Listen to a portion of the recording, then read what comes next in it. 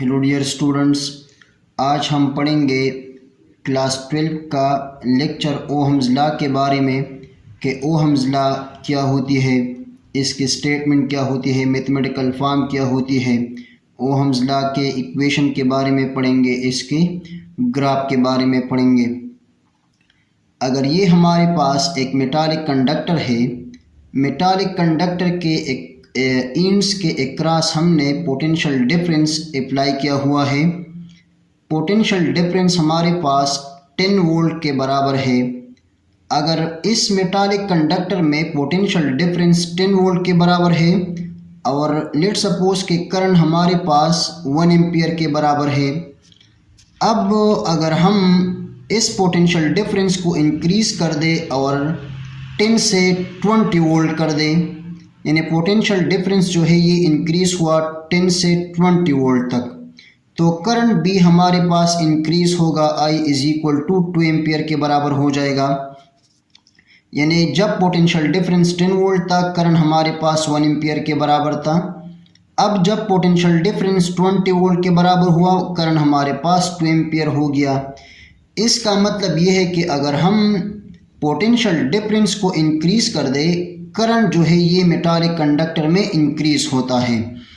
तो potential difference applied across the ends of a conductor is directly proportional to the current keeping temperature constant. इस statement को हम कहते हैं Ohm's law. Potential difference applied across the ends of a conductor is directly proportional to the current. यानी अगर हम potential difference को increase कर दे, करंट जो है ये इंक्रीज़ होता है, तो पोटेंशियल डिफरेंस जो है ये डायरेक्ट प्रोपोर्शनल होता है करंट को, keeping the temperature of the system constant. Mathematically हम ओहम्स लॉ को इस तरह लिखते हैं कि I is directly proportional to V। यानी अगर हम पोटेंशियल डिफरेंस को इंक्रीज़ कर दे, करंट जो है ये इंक्रीज़ होगा, और अगर हम पोटेंशियल डिफरेंस को डिक्रीज़ कर दे, करंट जो है ये डिक्रीज़ होगा। So I is directly proportional to V। इस साइन ऑफ प्रोपोर्शनलिटी को हम अगर हटा दें तो इसकी जगह हम पुट करते हैं इक्वल और कांस्टेंट को। So I is equal to constant multiplied by V। अब कांस्टेंट हमारे पास ओहम्स लॉ में बराबर होता है 1/r के। So I is equal to 1/r into V। अब अगर हम इस r को I के साथ मल्टीप्लाई कर दें तो V हमारे पास आ जाएगा, V is equal to IR। And this equation is known as Ohm's equation. V is equal to IR is known as Ohm's equation. इस इक्वेशन में R जो है ये कांस्टेंट ऑफ प्रोपोर्शनलिटी है और इसको हमने नाम दिया हुआ है रेजिस्टेंस। R जो है ये रिप्रेजेंट करता है रेजिस्टेंस को। इस इक्वेशन में V रिप्रेजेंट करता है पोटेंशियल डिफरेंस को, I रिप्रेजेंट करता है करंट को और R रिप्रेजेंट करता है रेजिस्टेंस को। So V is equal to IR is known as Ohm's equation। अब हम आते हैं ओम्स लॉ के ग्राफ की तरफ। तो y एक्सिस पर हमने लिया हुआ है करंट को और x एक्सिस पर हमने लिया हुआ है पोटेंशियल डिफरेंस को। सो I वर्सेस V का ग्राफ हमें स्लोप देता है 1/r का, यानी 1/r जो है ये स्लोप आता है ओहम्स लॉ के I वर्सेस V ग्राफ से। सो I वर्सेस V ग्राफ हमें स्लोप देता है 1/r का। सो 1/r is the slope of the I versus V graph. अब हम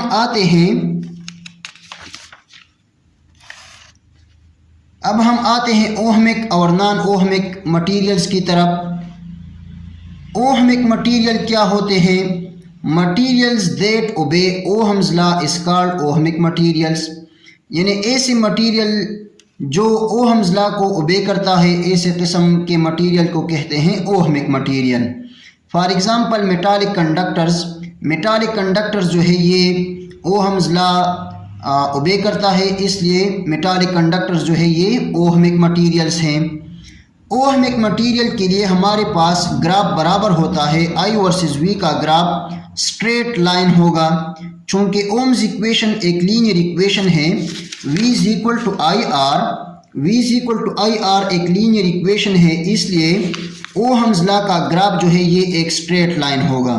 so for ohmic material the slope of the I versus V graph is a straight line. So 1 over R is a straight line for ohmic materials. अब हम आते हैं non ohmic materials की तरफ. Materials that do not obey Ohm's law is called non ohmic materials. यानी ऐसे material जो Ohm's law को ओबे नहीं करता, ऐसे किस्म की मटीरियल्स को कहते हैं non ohmic material. For example filament of A bulb, इसी तरह डायोड एटसेट्रा. डायोड जो है ये नॉन ओहमिक मटीरियल है.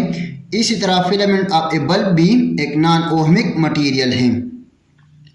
आई वर्सेस वी का ग्राफ जो है ये नॉन ओहमिक मटीरियल के लिए स्ट्रेट लाइन के बराबर नहीं होगा. यानी अगर हम फिलामेंट ऑफ ए बल्ब की ग्राफ को देखें, ये इस तरह आता है, और डायोड की ग्राफ को अगर हम देखें तो ये भी इस तरह आता है. So the filament of A bulb, the slope of the filament of a bulb is not a straight line. Similarly, the slope of the I versus V graph for a diode is also not a straight line.